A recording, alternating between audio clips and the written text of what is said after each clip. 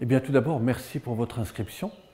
Alors, de quoi nous allons parler sur cette vidéo? Eh bien, déjà de 5 étapes extrêmement importantes qui sont 1. Comment apporter de la valeur ajoutée à votre métier? Comment augmenter la fréquence de vos clients, régulièrement toute l'année, voire sur plusieurs années? Comment proposer des ateliers à la fois au niveau individuel et collectif? Comment proposer des ateliers en termes de prévention, par exemple pour les personnes âgées, et puis comment augmenter votre capacité et votre réseau pour développer vos activités, pas simplement dans le milieu de l'entreprise, mais aussi sur le marché du voyage ou dans des réseaux qui pourraient vous être extrêmement intéressants et en partie autour de là où vous êtes. Alors d'abord, qui je suis? Eh bien, je suis Pierre Pironnet. J'ai effectivement plus de 35 années de pratique dans les arts martiaux. J'ai une formation de formateur, d'accompagnateur en bien-être. J'ai développé des outils de communication extrêmement intéressants pour les gens qui veulent travailler sur tout ce qui touche le stress, la gestion du stress, la communication. Et ce qui fait ma valeur ajoutée, c'est que j'ai aussi une grande expérience dans tout le domaine de l'intériorité, et c'est de cela que j'aimerais vous parler maintenant. Alors, par rapport à cette question de la valeur ajoutée, quelle est cette valeur ajoutée qu'on peut apporter aujourd'hui à votre client? Eh bien, c'est déjà que vous soyez formateur, coach, thérapeute, c'est cette capacité à pouvoir accueillir l'autre dans ce qu'il est au niveau de son corps, dans sa perception physique, corporelle, interne, qui est en lien avec son état émotionnel, mais aussi avec ce qu'il a vécu. Donc c'est tout ce travail d'observation des possibilités sur le champ corporel. Comment augmenter la fréquence de vos clients? Eh bien, c'est pouvoir à la fois apporter, je dirais, de l'activité, non pas sur des personnes qui viennent vous voir une fois de temps en temps, comme pourrait proposer par exemple des tas de techniques très intéressantes, comme la sophrologie et bien d'autres encore, mais qui malheureusement, une fois que la personne va mieux, du coup elle ne vient plus. Et là, ce qui m'intéresse, c'est comment vous apporter des clients qui non seulement découvrent vos techniques, mais auront envie de revenir, voire plusieurs fois par semaine, voire toute l'année, voire beaucoup plus longtemps encore, et qui plus est, vous donneront l'envie d'amener d'autres personnes. Le troisième point important, c'est peut-être ouvrir ce champ d'activité, non pas simplement sur de l'individuel, mais aussi sur du groupe. On peut faire de l'accompagnement individuel, c'est ce que nous proposons, à domicile ou dans des lieux tels que les entreprises, mais pourquoi ne pas aussi proposer des activités en groupe, dans les associations, dans les entreprises, dans le milieu du voyage, on va y venir juste après. Quatrième élément important, c'est le marché des personnes âgées. Savez-vous que la retraite, aujourd'hui, on la donne à peu près entre 60 et 65 ans. Simplement, on pousse les gens à vivre jusqu'à 95 ans. Alors la question, c'est qu'est-ce qu'on fait de cette vie en plus? Comment on apporte de la prévention à ces personnes qui, de par le fait qu'ils ont quitté le milieu professionnel, ont tendance un petit peu à avoir un peu perdu leur identité, se retrouvent souvent un petit peu enfermés chez eux parce qu'il y a de moins en moins de possibilités de faire des choses quand on est à la retraite. Et du coup, comment valoriser ces personnes, comment leur redonner du potentiel pour qu'elles se sentent beaucoup mieux dans leur corps. On parlait des éléments de personnes qui sont à la retraite et qui ont tendance aussi à se renfermer chez eux, c'est-à-dire où le corps a tendance à se refermer. Eh bien, voilà ce que je vais vous proposer. J'ai fait une expérience sur les 3 dernières années où j'ai accompagné beaucoup de retraités. Et voici ce qu'ils disent. Ils disent, depuis que je fais vos exercices, depuis que je propose et que je mets en pratique vos techniques, ils ont l'impression d'avoir récupéré entre 20 à 30% des fois de mobilité en plus. C'est-à-dire que je leur apprends par exemple à s'asseoir, à refaire des mouvements simples, et du coup, ils ont l'impression de pouvoir faire beaucoup plus de choses qui les ouvrent.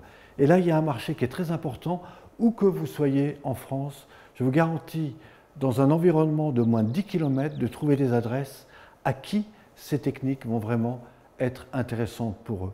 Et puis enfin, je terminerai sur les possibilités qui nous sont offertes aujourd'hui dans le domaine du tourisme, du voyage, non pas simplement des entreprises, mais de tout ce qui va toucher l'individu là où il a envie de partir en vacances, car là aussi, bien entendu, il a besoin de se faire du bien, de retrouver sa dynamique intérieure, de réapprendre à travailler et à respirer.